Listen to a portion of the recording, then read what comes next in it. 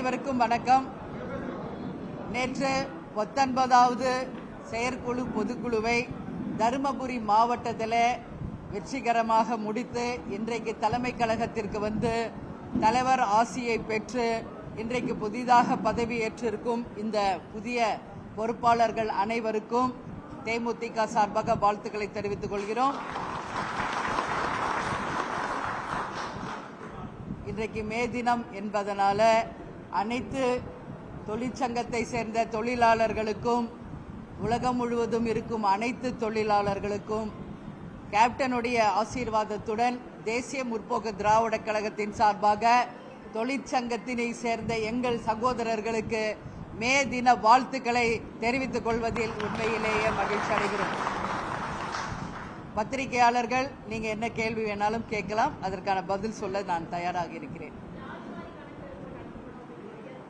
ஆமா, இதுவரைக்கும் ஜாதிவாரி கணக்கெடுப்பு என்பது ஒன்று தேவையில்லை என்று பல கட்சிகள் முழங்கி கொண்டிருந்த நேரத்தில் நேற்று மத்திய அரசு அதற்கு ஒப்புதல் அளித்திருக்கிறது.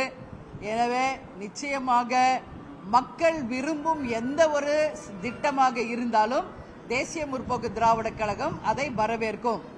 ஆனால் தேசிய முற்போக்கு திராவிட கழகத்தை பொறுத்தவரைக்கும் எங்கள் அன்பு தலைவர் எங்களுக்கு காட்டிய வழியின்படி எங்கள் கட்சிக்கு ஜாதியோ மதமோ கிடையாது.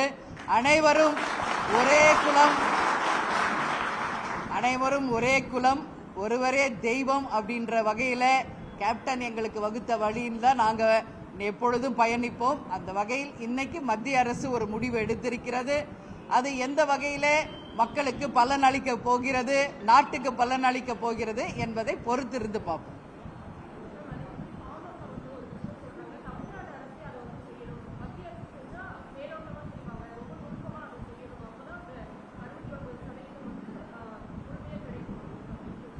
இல்ல, இப்ப மத்திய அரசு நேற்று தான் இதை அறிவிச்சிருக்காங்க.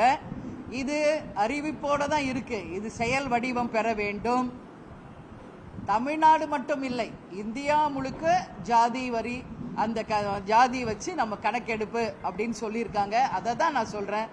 நேற்று தான் அறிவிச்சிருக்காங்க. அதை எப்படி மத்திய மாநில அரசுகள் செயல்படுத்த போகிறது என்பதை பொறுத்திருந்து பார்ப்போம். இது எந்த அளவு நாட்டுக்கும் மக்களுக்கும் பயனளிக்க போகிறது என்பதையும் பொறுத்திருந்து பார்ப்போம் என்று சொல்கிறேன்.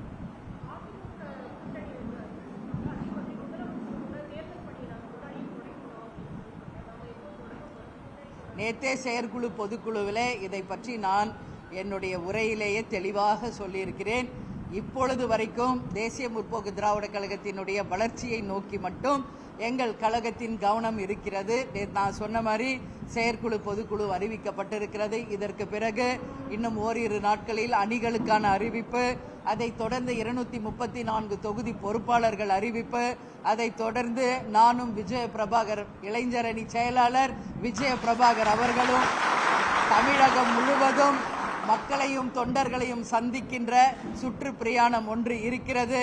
அதற்கு பிறகு ஜனவரி மாதம் 9ஆம் தேதி கடலூர் மாவட்டத்தில் மாபெரும் ஒரு மகா மாநாடு நடத்தப்பட இருக்கிறது. இதெல்லாம் முடியும் போது கட்டாயமாக கூட்டணி பற்றி நாங்கள் எப்ப அறிவிக்கணுமோ உரிய நேரம் வரும்போது அதை பற்றி தேசிய முற்போக்கு திராவிட கழகம் உங்களை அழைத்து அறிவிப்போம் என்பதை இந்த நேரத்திலே நான் தெரிவித்துக் கொள்கிறேன்.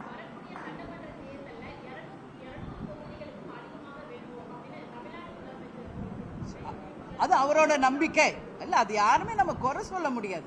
அவரோட நம்பிக்கை. அதனால ஒவ்வொரு கட்சிக்கும் ஒரு நம்பிக்கை இருக்கு. இப்ப நாங்க 234 தொகுதிக்கும் பொறுப்பாளர்கள் அறிவிக்கிறோம். அந்தந்த கட்சி அவங்க வெற்றி பெறணும், 234 தொகுதியும் வென்றெடுக்கணும்ன்றதான் எல்லா கட்சியினுடைய கோல். அந்த வகையில முதலமைச்சர் சொல்லியிருக்காரு. அதனால அவரோட நம்பிக்கை என்ற பார்வையில் நான் பார்க்கிறேன்.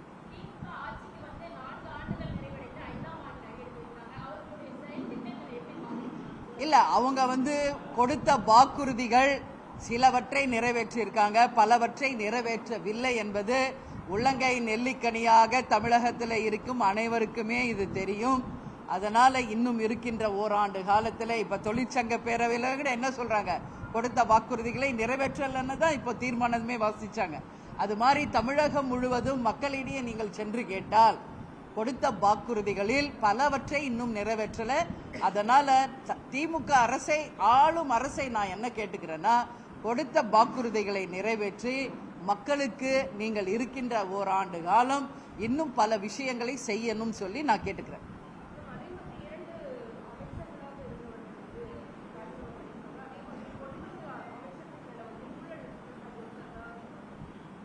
இல்ல, 2 அமைச்சர்கள் நீக்கப்பட்டிருக்காங்கன்னா அது ஒட்டுமொத்த தமிழக மக்களே வரவேற்கக்கூடிய ஒரு விஷயமா தான் அதை நான் பார்க்கிறேன். ஒரு மூத்த அமைச்சர் பொதுவெளியில எப்படி பேசணும் என்பது கூட தெரியாமல் ஒரு மிகவும் கொச்சைப்படுத்தக்கூடிய அளவில் அவர் பேசிய பேச்சுக்கள் எந்த ஒரு தனி நபரும் அதை ஏத்துக்கல. அதை திமுக ஆட்சியினரே, முதலமைச்சரே உடனடியாக அதை கண்டித்து அவருடைய பதவியை அன்றே பறித்தாங்க. இப்போ அமைச்சர் பதவியில் இருந்து நீக்கிறாங்க. இது ஒட்டுமொத்த தமிழக மக்கள் அதை வரவேற்கிறார்கள். செந்தில் பாலாஜி அவர்கள் ஏற்கனவே ஜாமீன்ல தான் வெளியே வந்தாரு. சுப்ரீம் கோர்ட் தெளிவா சொல்லிருச்சு, உங்களுக்கு பதவி வேணும்னா கண்டினியூ பண்ணுங்க, பதவி வேண்டாம் ராஜினாமா பண்ணா நீங்க கைதுல இருந்து நீங்க தப்பிச்சுக்கலாம்னு சொன்னாங்க. அதனால அவர் பதவியை அவரே ராஜினாமா செஞ்சிருக்காரு. நல்ல முடிவு என்றுதான் நான் பார்க்கிறேன். ஏன்னா 10 ரூபாய் பாலாஜி தான் எல்லாரும் அவர் சொல்றாங்க. அதனால